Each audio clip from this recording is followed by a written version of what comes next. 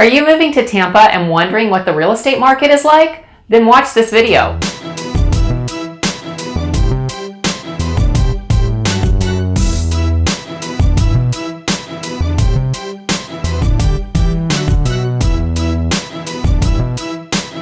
Hi everybody, thanks for tuning into my channel Living in Tampa, where it's my goal to show you everything you need to know about eating, sleeping, playing, and living in the greater Tampa Bay area.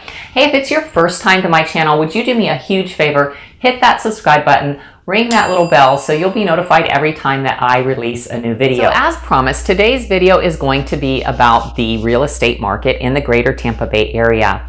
So today is March 19th, 2021. It's been about 1 year since COVID hit us, and the market has changed a lot during this past year. So when COVID first started, the first couple of months of COVID, the market just came to a screeching halt, as did pretty much everything in the world, right? We all just kind of retreated and everything kind of stopped. Places were closed down. We didn't know what was going to happen next. And there was a lot of kind of doom and gloom kind of feeling, rightly so. But luckily for real estate, that did not last very long, particularly here in the greater Tampa Bay area. I would say that March and April were pretty slow, and then after that, it was just back to like nothing had ever happened. It was quite surprising for a lot of us because we were already projecting the worst and kind of wondering, you know, where do we go from here and what's next? But it really surprised us that the market just caught fire. I consider myself pretty fortunate to live here in Florida. Every day I'm really thankful for that. And in particular now during the COVID crisis, I really feel super lucky to live here. I talk to people every day, people that are moving here from California, Washington, Chicago, New York, New Jersey, all over America that are in these states that have just been in a perpetual lockdown since COVID started. And I'm just so thankful that that's not the case here in Tampa. I get those people that call me, they ask me, you know, what is it like in Tampa with COVID? Because they're so used to how everything is locked down, not being able to go and do anything. And, you know, Florida does have kind of a bad reputation in the rest of the nation for, you know, maybe being a little too relaxed about this whole COVID thing. But I feel like, you know, we've done pretty well. When you look at the overall numbers, the percentages are pretty close compared to some other states as to our infection rates and our death rates and things like that. But we've been able to, you know, keep a lot of things open. And the way that COVID is here right now, yes, we still wear our masks. You know, whenever you go into a store, you have to wear your mask. Whenever you go to the gym, when you first walk into the gym, you have to wear your mask. And then when you get to where you're working out, you are allowed to take it off. But you are, again, expected to put that mask back on when you're walking back out to your car. Same thing for restaurants. You wear your mask when you walk in. Once you're seated, you are allowed to remove your mask. And honestly, there's not a mask mandate anymore in Florida, but all of the businesses are being very smart, and I think everyone's doing a good job at kind of, you know, playing their part, doing their part, I should say, in trying to keep this under control. And I think that is a lot of what has helped us to be able to open up sooner. I'm sure you've seen, you know, lots of videos of bad things that have happened here in Florida, scenes of like crowded beaches and crowded restaurants and bars.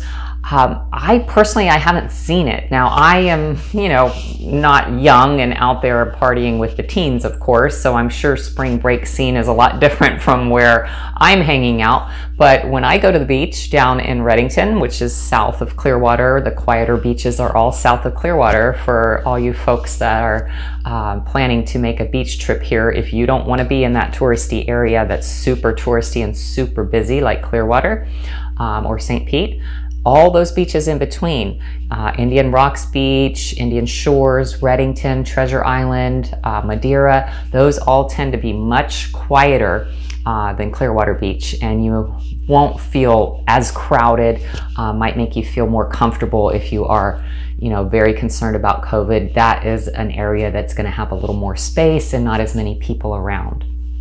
But anyway, I digress. Back to COVID. So that is pretty much how we're living our lives here. Things are open. We are able to go to the gym. We're able to go to church. We're able to go to restaurants. But we do, practice social distancing. We do wear our masks, and I think everything's going quite well. And the way that this has affected the real estate market is all the people are coming here from these states that are so locked down and where the taxes are just getting so out of control. So we're seeing huge migrations of people coming here to Florida, and in particular Tampa. I think Tampa is very attractive for a lot of reasons. Of course, our beautiful beaches being one of the main reasons. But Florida has no state income tax. Tampa's quite affordable compared to a lot of places that the people are moving from. You can still get a very nice home in the $300 to $400 range, and I think that's attractive to people. So our market has literally exploded since those first couple of months of COVID.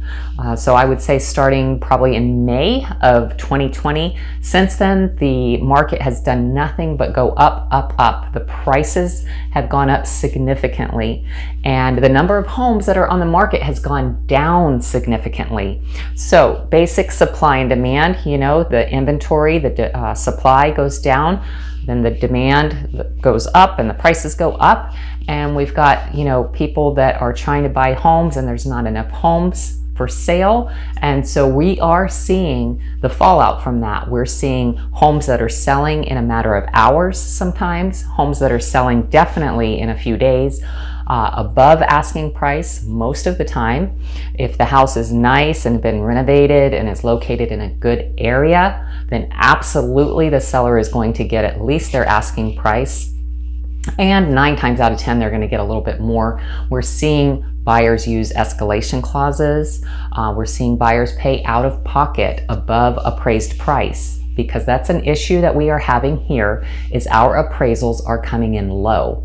And the reason for that is the lack of inventory. So most of the neighborhoods don't have enough comps that have sold at these higher prices for the appraisers to use in the appraisal. Comps being a comparable property.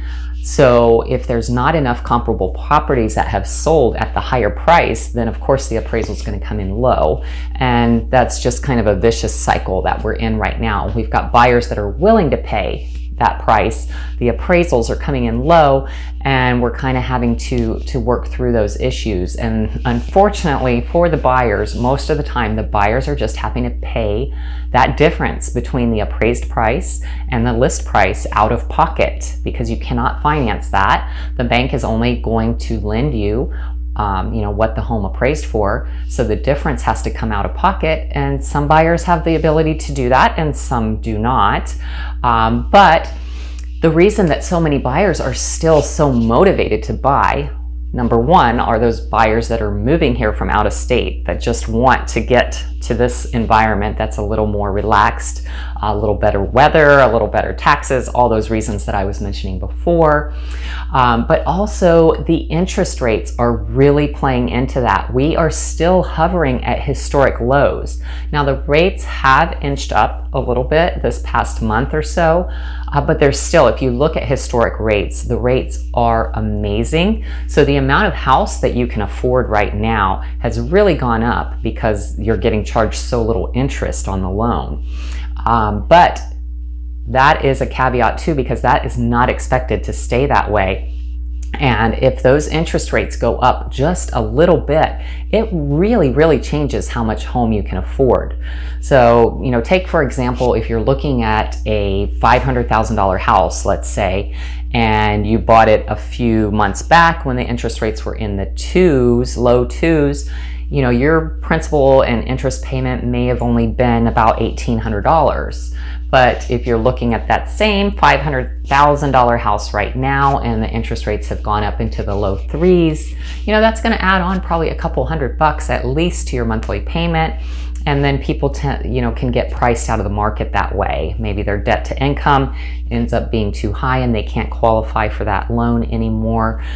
Just a small change in a percentage rate can make a big difference on the loan and on the amount that you can afford. So I urge buyers that are thinking about buying and are discouraged by this fiercely competitive market that, hey, it's still worth it for you to buy right now, because prices are only going to continue to go up. And a lot of the experts are predicting that the interest rates too are going to go up. So if you say, oh, you know what, I think I'm just going to rent now and I'll buy later, I don't think that's going to work out too well for you, because chances are, if you sign a lease for a year, most of them are a year, they're going to require a year for you. Who knows where those interest rates are going to be in a year? And if you look at how the prices rose last year, in the Tampa area, it was about 15%. That is a huge difference. So you're going to pay a year's worth of rent that's going to give you nothing to show for it. And then the prices are going to be higher and the interest rates are going to be higher, and it's going to put you in a bad situation. So if you're looking to buy, I encourage you just to stick it out and to do what you have to do to make it happen. And I am going to cover just a little bit later here in the video what you can do to win the offer when you are in a competitive situation in this market. Now, the other thing that I get a lot from buyers who are looking to buy but are super discouraged by the market conditions and how difficult it is to buy a home right now, a lot of them are turning to new construction. And that can be viable for some people depending on your situation, but there are some caveats to that as well. So new construction right now in our area is very difficult because it comes again to that supply and demand. Builders are being overwhelmed really by the number of people that are wanting to buy homes from them. They are having to pace their production. A lot of the communities, they're only building maybe 2 homes per month that they're releasing. Some of the larger builders that I've talked with, that is what they're doing because they just can't keep up, because they are having supply issues. The supply is backlogged from all the places that were closed down so long. So the prices too of like lumber and all the other building supplies that they need for the homes has gone through the roof, and the prices of the new construction consequently have also gone through the roof. So for the home that you're going to buy, if you're looking at, say, a 2,000 square foot home that's brand new in an area, good area with A-rated schools, you're going to pay a lot more for a brand new one than you're going to pay for an existing one in most cases. So that's something to consider. But the main thing that I think people have an issue with is they don't realize the timing of it. Because the builders are building at so much of a slower pace than they typically do, it's a long time before that home is going to be ready for you. So in the past, the builders always had what they called spec homes. They were homes that they had built that were ready for people to move into. They weren't custom for anyone. It was just a spec home that they made, speculating that someone was going to buy it. They put a fair amount of upgrades in them, but you don't get to pick anything as the buyer. And they were used to be really good prices and good deals, and they would just be sitting there. One would be ready, a couple in June, there would be a few ready in July, a few ready in August, and whoever happened to come along and that time frame worked for them, they would buy that one. Well, that's not happening anymore because there are no spec homes in inventory because the builders just can't keep up with the demand. So when you go to see a builder, this is what's happening when I'm with my clients and we're talking to the builder's rep. They're giving us timelines of more than a year for when a home might be ready. And in a lot of cases, they're even making waiting lists because they don't have enough lots available that they can fit these homes on. And so you put your name on the list and you wait and see if you're going to be picked to buy that house. Well, people that are moving here from out of state, that's not really going to work. You have to have somewhere to live. And if you need to be reporting for your job in June and the house isn't going to be ready till next June, well, that's definitely not going to work. Most people aren't going to want to move twice and pay rent and all of that. So in a lot of cases, new construction is not the answer in this market. But what is the answer? What can you do as a buyer to get your offer accepted? Well, I'm going to dive into that next. Okay, so what can you do to get your offer accepted? So you've been looking for a home, hopefully with me. But if not, this video is for everyone. So if you're working with an agent and you're just wondering, what you need to do, you've tried to get a house, but you haven't been successful. Well, I'm hoping that these tips will help you, because I know you're taking a lot of time. It's very frustrating. You're looking at listings all the time. You're going out. If you are here local, you're going out and looking at these listings. If you're not local, you might be doing, video tours with me or your agent. And you're ready to make an offer on something, but then your offer isn't the one that gets accepted. Well, why not? What could you have done different? Well, I am here to tell you that you do have to get creative and you do have to be flexible, but you can get that winning bid on the home. So first and foremost, like I said, flexibility. What I find works very well in a large number of cases is to be flexible on your closing date. A lot of times I'm encouraging buyers just to leave that closing date blank. Don't put a specific date on there. Just say within 60 days or within 90 days, however long you're willing to give the seller, because oftentimes the seller doesn't know where they're going yet. And in this market, they're having just as much trouble as you finding a home. So if you can offer them that flexibility in closing, whenever they are ready to close, within reason, of course, that goes a long way in your offer. The other thing that you have to do, absolutely have to do, is to be pre-approved. And I'm not talking a pre-qualification, I'm talking a pre-approval. And if you can get through the part where they've already verified your income, verified your assets, and it's ready to close type of approval, that speaks volumes, and that can help you to compete with some cash offers.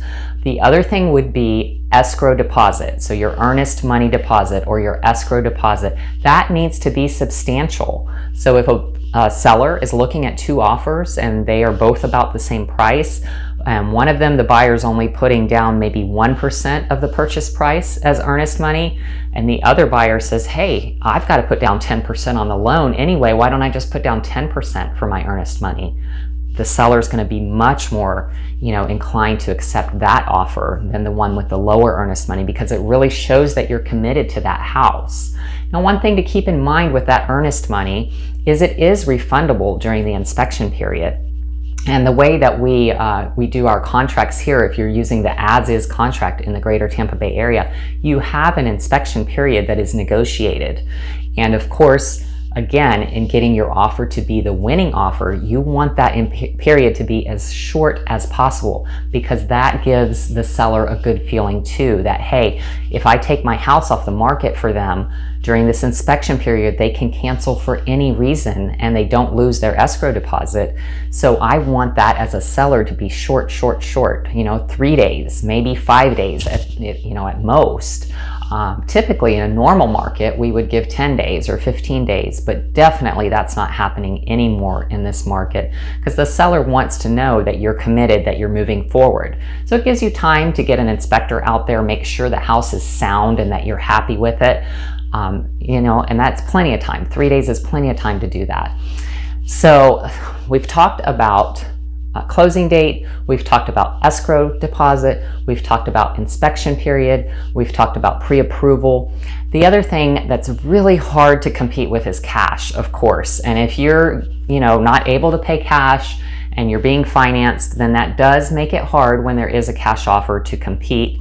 But if you have cash at your disposal, as I mentioned, for the escrow deposit, or if you're putting a large down payment, that's also appealing to the seller. So sometimes, that can help you out in those situations. And the other thing that I would highly encourage you to do is to look at an escalation clause. So the way that an escalation clause works is it's basically, if you think of it, it's like eBay for houses. So you're bidding on the house and you put in eBay, whatever it is you're buying, right? You put in how much you're willing to pay and that your bid's going to go up to that amount. But only if another bid comes in, right? That's higher. So you make your offer at the listing price of the home, and then you decide how much more you're willing to pay. So in our market here, a lot of the homes are going for between 20, 30,000 over sometimes, depending on the price point of the home, of course. the lower the price point, the less that it's going to go over. But if you write that escalation clause, that you're going to beat any offer by a certain amount up to your threshold. So for example, if the home was listed at $275,000, then you would write the offer at $275,000, and your escalation clause would say that you will beat any bona fide written offer that they are willing to provide you by X dollars. I would recommend $5,000 at least, because if the offers are almost the same, that you're willing to pay $1,000 more than the other one, that's not too much for the seller to be happy about, right? But $5,000, that's significant. And as long as it's under your threshold, so whatever you put for your threshold for this home, if it was $275,000, if you said I'm willing to pay up to $300,000, then it's still going to be below your threshold, and you're only going to have to go up to that $300,000 if there's another offer that comes in that high.